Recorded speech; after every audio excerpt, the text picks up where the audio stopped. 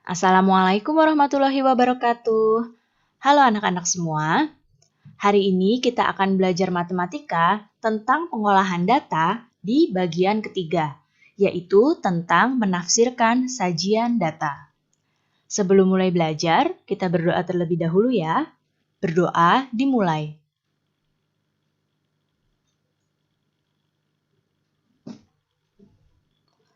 Berdoa selesai. Baik anak-anak, sudah siap untuk belajar hari ini? Kalau sudah siap, mari kita mulai belajarnya. Pada pembelajaran pengolahan data yang lalu, kalian telah belajar tentang membaca data dan menyajikan data. Sekarang kalian akan belajar tentang menafsirkan sajian data. Apa itu menafsirkan data? Menafsirkan data berarti mencari informasi lain yang tidak tertulis pada data. Apa saja informasi yang tidak tertulis pada data? Yang pertama adalah tentang data tertinggi. Kemudian data terendah, jumlah data, dan selisih antar data. Yang pertama adalah menafsirkan data pada tabel. Sekarang kalian coba amati tabel yang ada di hadapan kalian ini. Ya, ini adalah data banyaknya gol dalam sebuah pertandingan futsal. Setelah kalian amati data pertandingan dengan banyaknya gol ini, mari kita cari tafsiran data dari tabel ini. Nah, pada pertanyaan yang pertama, pada pertandingan keberapa gol terbanyak terjadi? Sekarang kalian lihat di sini di tabel bagian banyaknya gol, kita cari angka yang terbesar. Di sini angka terbesarnya adalah 5. Oleh karena itu, gol terbanyak terjadi pada pertandingan keempat dengan jumlah gol sebanyak 5. Berikutnya, pada pertandingan keberapa gol paling sedikit terjadi? Kalian lihat lagi, di sini pada banyaknya gol, yang angkanya paling kecil adalah angka 2. Berarti, gol paling sedikit terjadi pada pertandingan ke-1. Kemudian, berapa selisih antara gol pertandingan keempat dengan pertandingan ke-1? Kita lihat di sini, pertandingan keempat banyak golnya adalah 5. Pertandingan ke-1 banyak golnya adalah 2. Jika ditanya selisih, kita tinggal mengurangi 5 dikurang 2. Ya, angka yang besar dikurangi angka yang kecil. 5 dikurang 2 hasilnya ada 3. Berarti selisih antara gol ke pertandingan keempat dan ke-1 adalah 3 gol. Kemudian, berapa jumlah seluruh gol dalam pertandingan tersebut? Jika ditanya jumlah seluruhnya, berapa golnya, berarti kalian tinggal menjumlahkan banyaknya gol ini seluruhnya. Kalian jumlahkan 2 ditambah 3 ditambah 3 ditambah 5 ditambah 4. Hasilnya adalah 18 gol.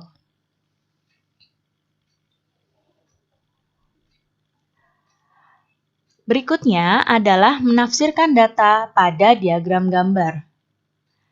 Sekarang di hadapan kalian ada tabel data diagram gambar yang berisi tentang hasil panen jeruk Pak Aji pada bulan Januari. Satu bulatan jeruk ini artinya 10 jeruk, dan kalau ada separuh jeruk ini artinya 5 jeruk.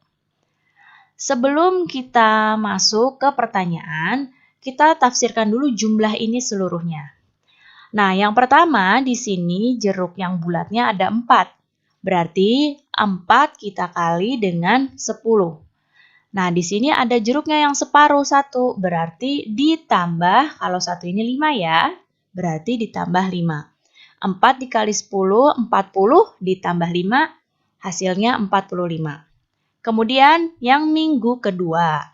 Di sini jeruk yang bulatnya ada 3. berarti 3 dikali 10. Ada 1 jeruk yang separuh, berarti ditambah 5. 30 ditambah 5. Berarti di sini 3 dikali 10, 30 ditambah 5. Hasilnya 35. Kemudian yang ini, jeruk yang bulatnya ada 6. Berarti langsung saja 6 dikali 10. Dan tidak ada jeruk separuhnya ya, berarti langsung 6 dikali 10. Hasilnya 60. Minggu keempat, di sini jeruk bulatnya ada 5. Yang separuhnya ada 1. Berarti 5 dikali 10 ditambah 5. 5 dikali 10, 50 ditambah 5. Hasilnya 55. Nah, setelah ini kalian lihatlah pertanyaannya. Yang pertama, pada minggu keberapa hasil jeruk terbanyak terjadi? Nah, di sini bisa kita lihat kalau dari gambarnya, di sini yang paling banyak pada minggu ketiga ya, jeruknya paling banyak. Dan benar setelah dihitung bahwa pada minggu ketiga ini jumlah jeruknya paling banyak. Ya, yaitu 60. Berarti hasil panen jeruk terbanyak terjadi pada minggu ketiga, yaitu sebanyak 60 buah. Berikutnya, pada minggu keberapa hasil jeruk paling sedikit terjadi? Nah, yang ini juga kalian bisa lihat kalau dari gambar yang paling sedikit adalah minggu kedua. Kita tafsirkan, dilihat di angkanya dan ternyata benar ini yang paling sedikit, 35. Berarti hasil panen jeruk yang paling sedikit terjadi pada minggu kedua, yaitu sebanyak 35 buah. Kemudian, berapa jumlah seluruh panen jeruk? Kalau ditanya jumlah seluruh panen jeruk, tadi kan kalian sudah menghitung ya jumlahnya berapa, berarti tinggal ditambahkan 45 ditambah 35 ditambah 60 ditambah 55. Hasilnya adalah 195 buah. Dan berikutnya, berapa selisih panen jeruk terbanyak dengan yang paling sedikit? Kita lihat di sini panen jeruk yang terbanyaknya adalah 60. Dan jeruk yang paling sedikitnya adalah 35. Nah, kalau ditanya selisih, maka tinggal kita kurangi angka yang besar dikurangi angka yang kecil. 60 diambil 35. Hasilnya adalah 25 buah. Berikutnya, menafsirkan data pada diagram batang. Nah, sekarang kalian perhatikan diagram batang yang ada di hadapan kalian ini. Sebelum lanjut ke pertanyaan, di sini pada tiap-tiap batangnya akan lebih mudah jika kita tuliskan angkanya ini di atas batangnya. Kita lihat di sini 147. Nah, jika dilihat, kita tarik garis, ada tepat di tengah-tengah antara 4 dan 6. Jadi, di sini banyaknya adalah 5. Kemudian yang 148. Nah, setelah ditarik garis, ternyata di angka 6. Maka, di sini banyaknya ada 6. Yang 149, ternyata di angka 4, berarti banyaknya adalah 4. Kemudian yang 150, ini tepat di angka 8. Oleh karena itu, di atas batangnya kita tulis angka 8. Dan yang 151, ini di antara angka 6 dan angka 8, dan ini ada di tengah-tengah. Artinya, batang yang 151 jumlahnya ada 7 orang. Kemudian pertanyaan yang pertama, berapa tinggi badan terbanyak pada siswa kelas 5? Kalau pada diagram batang seperti ini, untuk melihat data yang terbanyak kalian bisa lihat dari gambar yang batangnya paling tinggi. Itu tandanya data yang terbanyak. Nah, di sini kita bisa lihat yang paling tinggi ada di angka 150. Nah, di sini berarti tinggi badan yang terbanyak adalah tinggi badan 150 cm sebanyak 8 orang. Berikutnya, berapa tinggi badan yang paling sedikit? Kalau yang paling sedikit, kalian juga langsung bisa lihat batangnya. Lihat saja yang batangnya paling pendek. Nah, di sini yang paling pendek adalah dengan tinggi badan 149 cm. Berarti paling sedikit siswa memiliki badan 149 cm, yaitu sebanyak 4 orang. Berikutnya, berapa jumlah seluruh siswa kelas 5 pada data? Nah, kalau tanya seluruh jumlahnya, kalian tinggal jumlahkan angka-angka data yang telah kalian tuliskan ini. Ya, kita tinggal jumlahkan 5 ditambah 6 ditambah 4 ditambah 8 ditambah 7. Hasilnya adalah 30 siswa. Dan berapa selisih banyak siswa yang memiliki tinggi badan tertinggi dan terendah? Nah, selisihnya kita lihat yang ditanya adalah yang tertinggi. Di sini yang pertama tertingginya adalah 150 cm dengan banyak siswa 8 orang. Dan di sini yang terendah adalah 149 cm dengan banyaknya siswa 4 orang. Berarti tinggal kita kurangi ya. 8 dikurangi 4. Hasilnya adalah 4 siswa. Berikutnya, menafsirkan data pada diagram garis. Nah, sekarang perhatikan diagram garis yang ada di hadapan kalian ini. Ini adalah data jumlah siswa yang lulus ya di SD Pelita. Sebelum kita lanjut ke pertanyaan, seperti tadi pada diagram batang, pada diagram garis kita juga boleh tuliskan angkanya kecil-kecil di atas titiknya.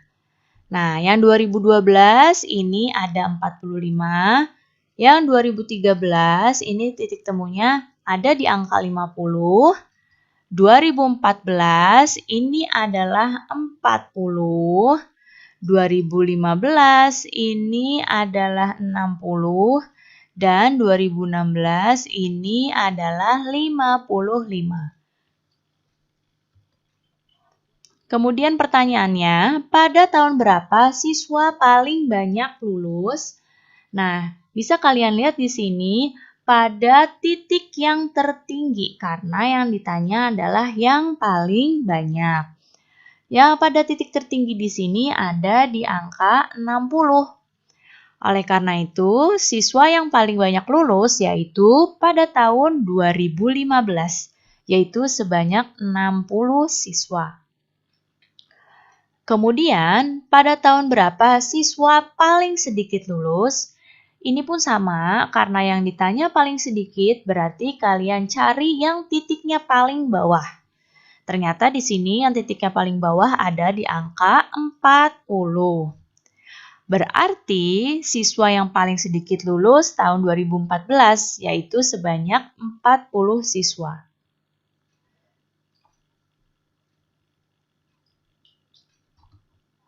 Berikutnya, berapa banyak siswa yang lulus berdasarkan diagram di samping?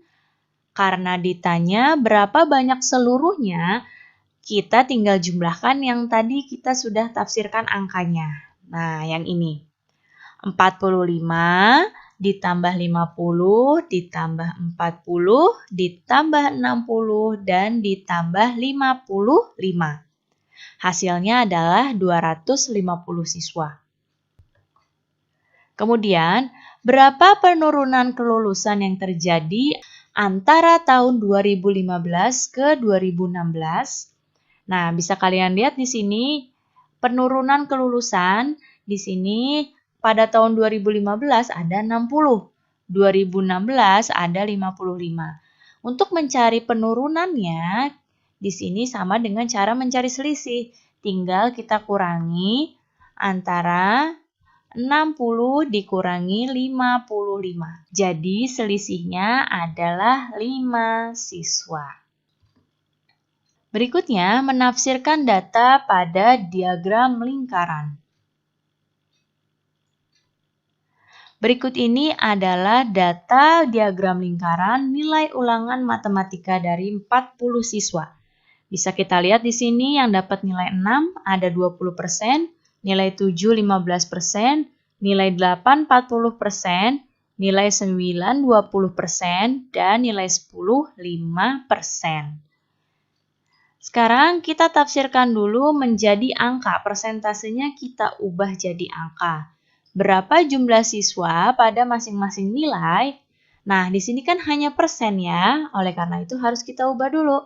Berarti yang nilai 6 ini 20% dikali 40. Dari mana 20%-nya? 20%-nya dari persentase angka 6.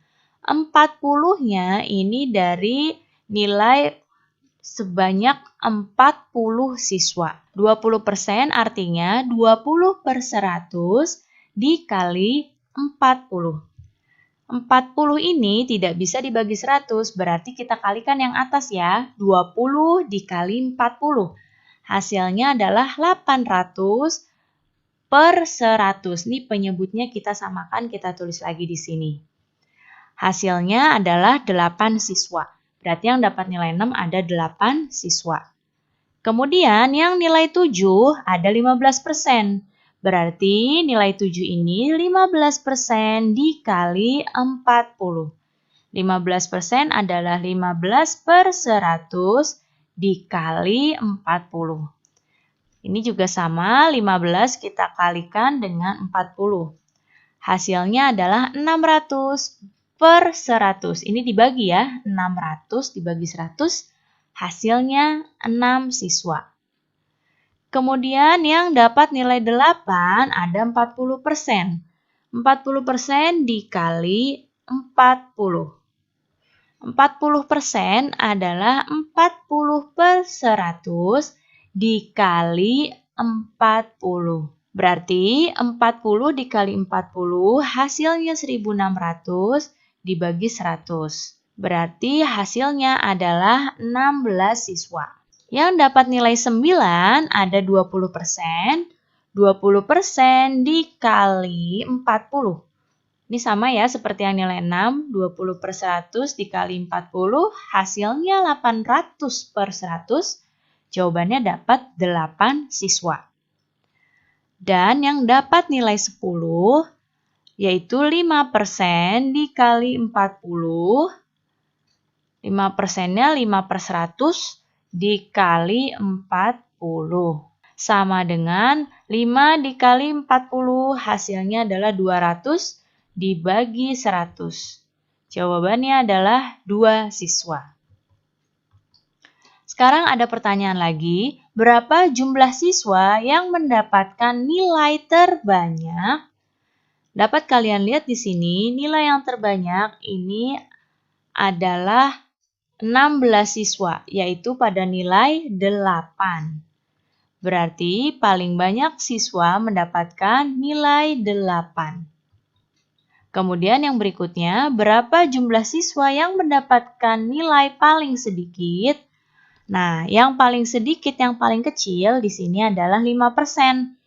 Berarti di sini paling sedikit siswa mendapatkan nilai 10, yaitu sebanyak 2 orang. Baik anak-anak, cukup sekian ya penjelasan Ibu kali ini. Mudah-mudahan kalian paham dan mengerti. Terima kasih anak-anak semua, sampai jumpa lagi. Wassalamualaikum warahmatullahi wabarakatuh.